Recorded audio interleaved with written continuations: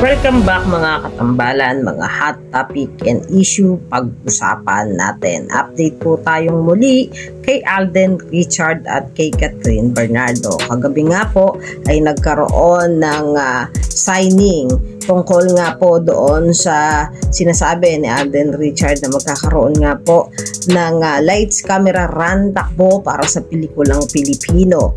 Ito po ay katuang ang MyRead Entertainment at ang Mobile Fund. Ayan, nagkaroon ng signing between Alden Richard and Miss Boots Anson Roa. Kasama po si Miss Jenny Lumba ng Green Media Event Company.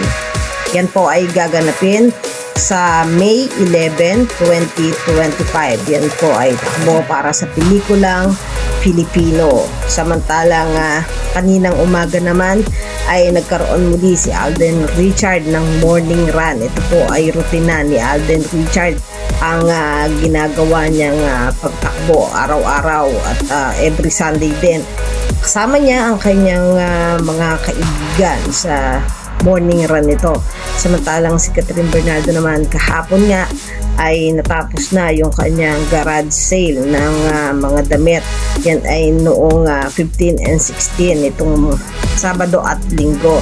At kahapon din ay sinurpresa din siya ng mga fans na pumunta doon sa garage sale na kung saan nga ay may pakik pa nga ito at kinantahan nga itong si Catherine Bernardo ng happy birthday nga dahil lalapit na nga ang kaarawan nitong si Catherine. Kaya naman masaya si Catherine kahapon. At pagkatapos naman ng kanyang garage sale ay nag-workout naman itong si Catherine Sunday night kasama nga ang kanyang kaibigan at ang kanyang coach na si Coach Mauro.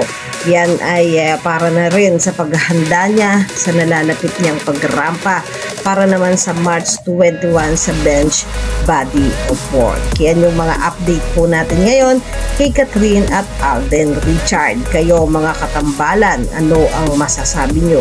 Mag-comment lang sa comment section at pag-usapan natin.